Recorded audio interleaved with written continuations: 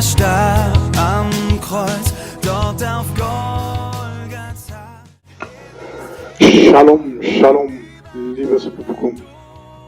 Schön, dass Sie da sind und dieses Video gefunden haben. Jeder weiß, dass das Covid-19-Virus das ganze Welt erschüttert hat. Aber in diesem Video werde ich über das gefährlichste Virus sprechen. Gefährlichste Virus. Wir wissen schon von seit Januar, 28. Januar bis 26. März 2020 weltweit mit diesem Coronavirus ungefähr 485.086 Leute ist infiziert. Und von dem ist 22.295 Leute ist schon gestorben. Danach bis 30. April, seit dem 28. Januar bis 30. April 2020 sind weltweit 3.090.445 Fälle mit dem Covid-19 sind krank. Von dem 217.769 Todesfälle registriert.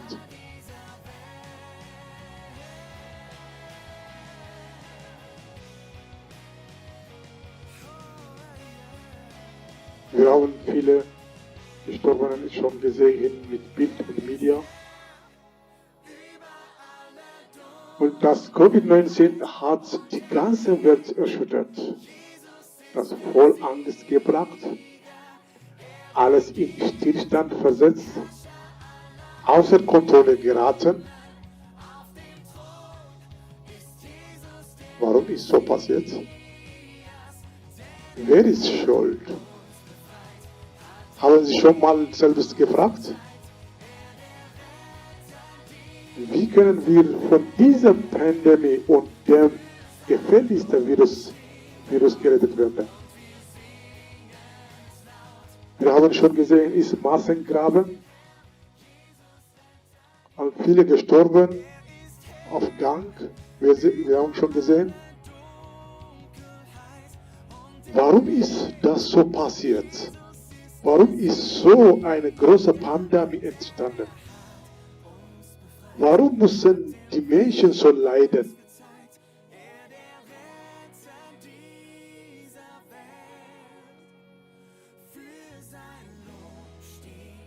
Jeder muss sich selbst fragen, wie können wir von so einer Pandemie und dem gefährlichsten Virus gerettet werden?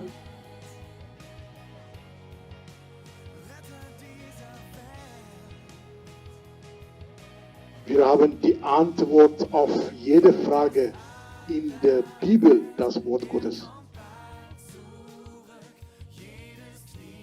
Bei Isaias Kapitel 59, Vers 1 bis 3 steht geschrieben, siehe, des Herrn Arm ist nicht so groß, dass er nicht hören könnte, und seine Ohren sind nicht hart geworden, dass er nicht hören könnte, sondern eure Verschuldungen scheiden eure von eurem Gott und eure Sünde verbergen seine Angesichts von euch.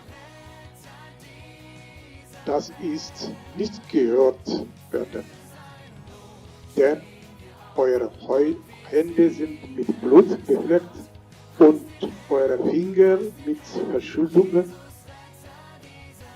Eure Lippen reden Falsches, eure Zunge spricht Bosheit. Warum ist das so passiert?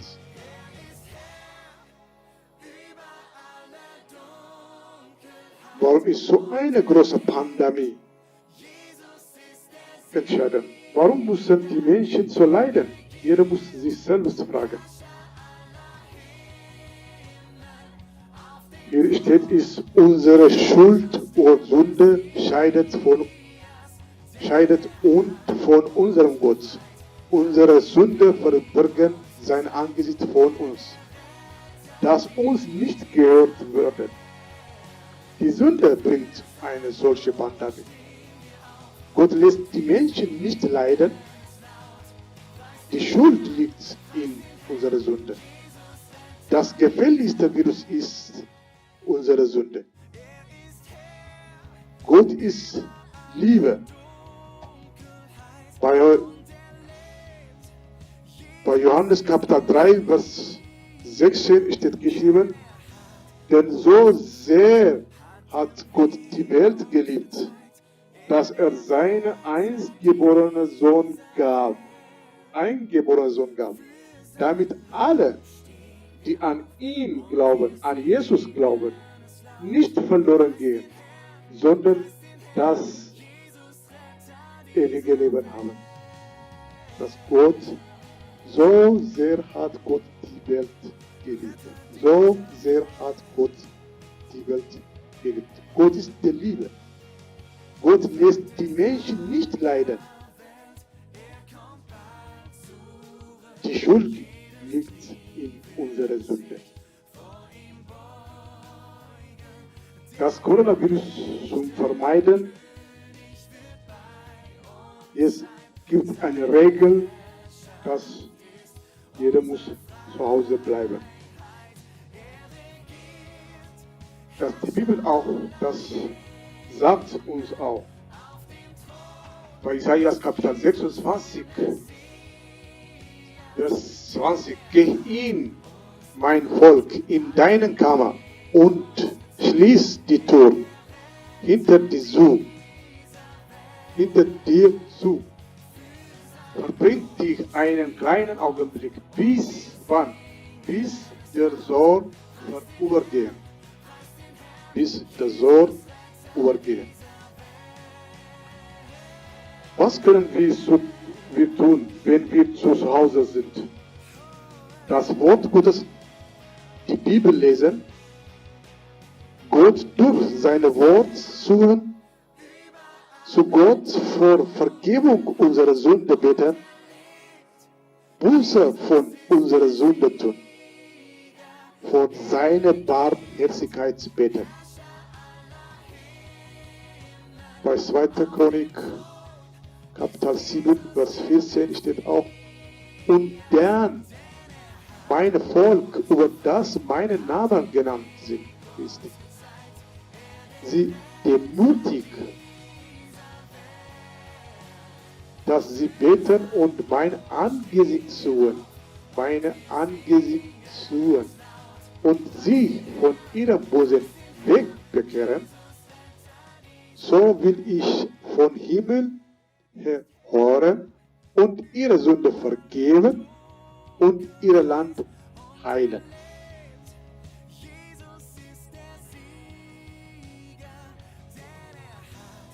Und das ist noch der andere Warnung von Coronavirus ist, wir müssen Social Abstand halten auch. Bei 1. Timotheus 2, Kapitel 2, Vers 22, flieh die Leidenschaft der Jugend. Strebe aber nach der Gerechtigkeit, dem Glauben,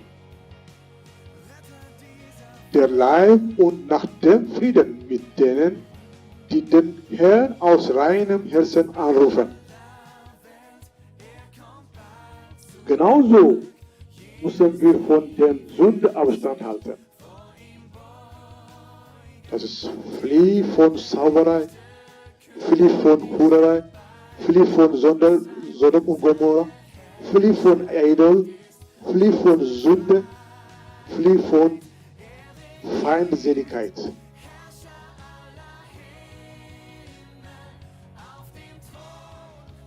Und die andere Warnung ist noch, Mund und Nase bedecken.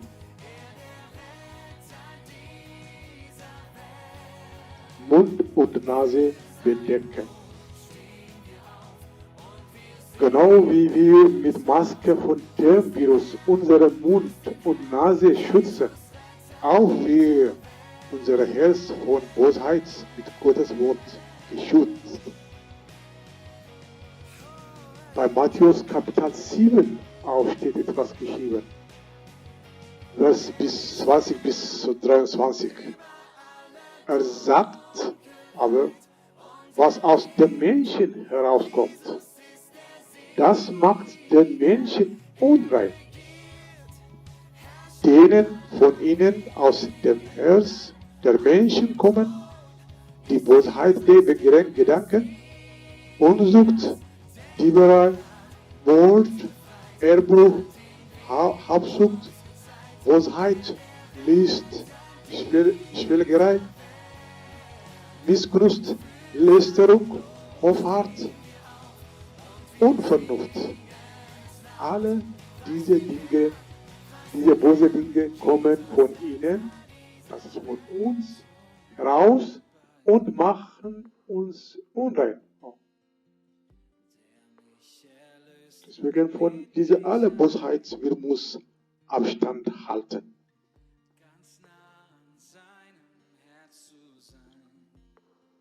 Und die nächste Warnung ist auch, dass wir müssen unsere Hände waschen, um das Coronavirus zu reinigen. Genauso, wenn wir bekennen unsere Sünde, Jesus auch vergibt uns und reinigt unsere Sünde auch. Bei 1. Johannes Kapitel 1, Vers 9 steht auch, wenn wir aber unsere Sünde bekennen, so ist er treu und gerecht, dass er uns die Sünde vergibt und reinigt uns von allen Untugend.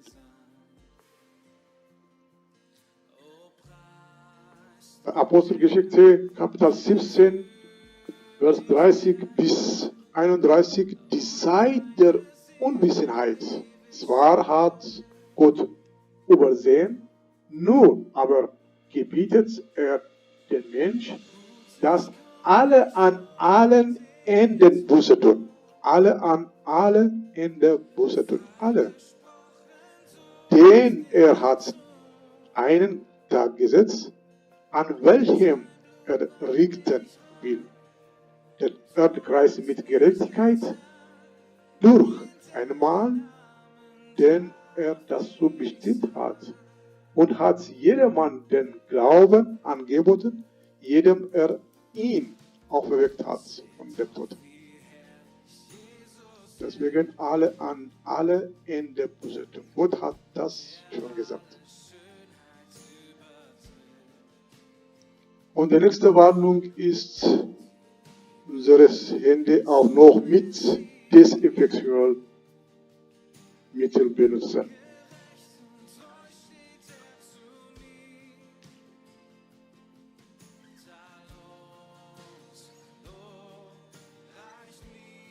Desinfektionsmittel sowie die Hände mit Seife zu waschen, bringt den Virus um.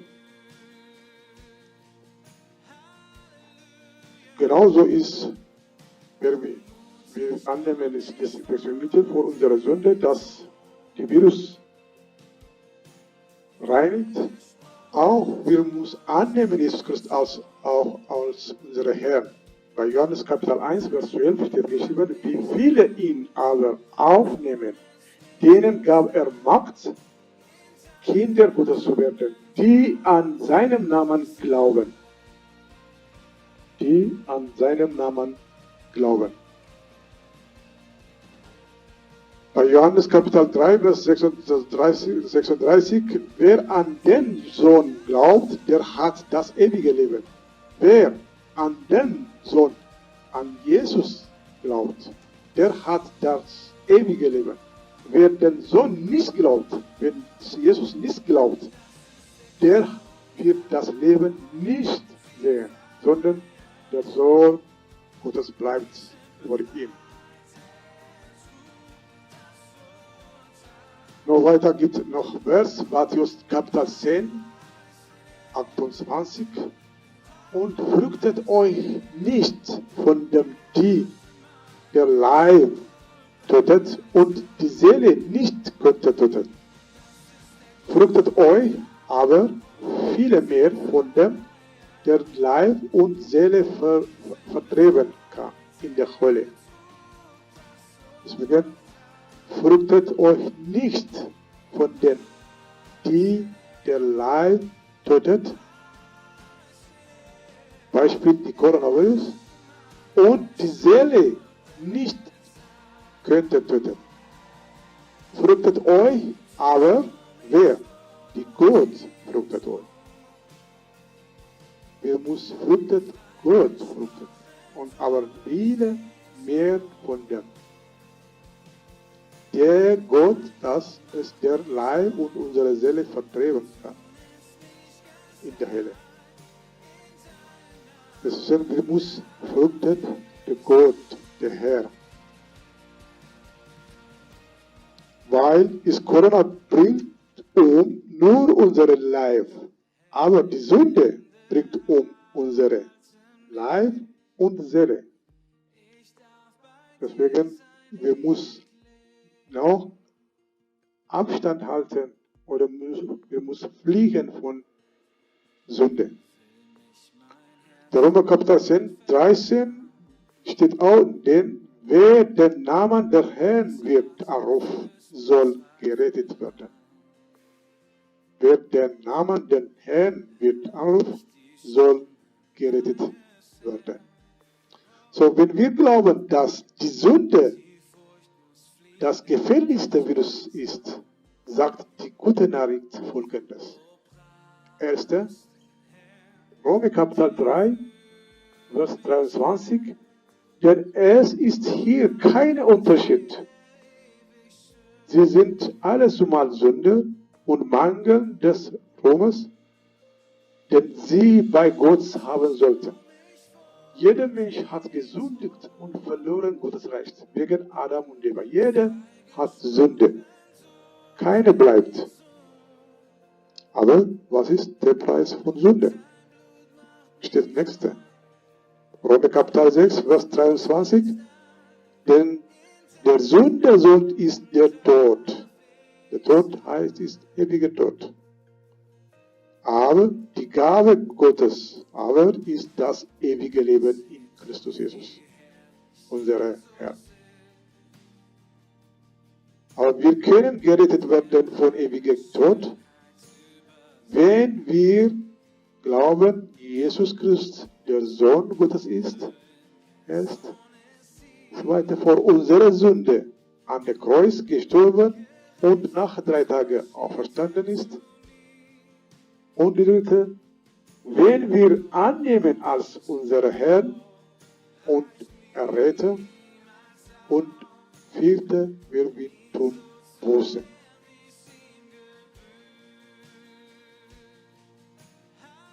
Dann können wir folgende Gebetsaufgabe mit Herzen bitten.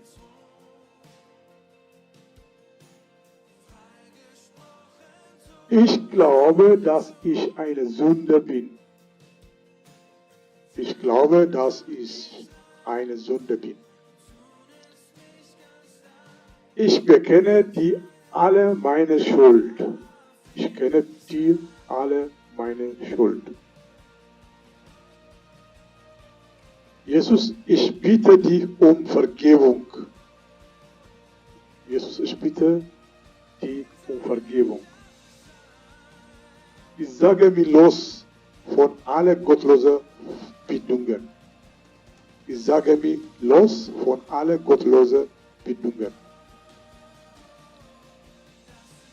Ich glaube, dass du die Strafe für meine Sünde stellvertretend am Kreuz für mich gestorben bist. Ich glaube, dass du die Strafe für meine Sünde stellvertretend am Kreuz für mich gestorben bist. und nach 3 Tagen auferstanden bist.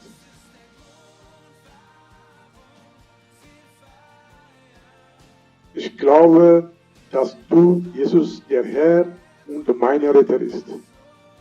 Ich glaube, dass du, Jesus, der Herr und mein Retter ist. Ich danke dir, dass du mich angenommen hast. Amen. Amen.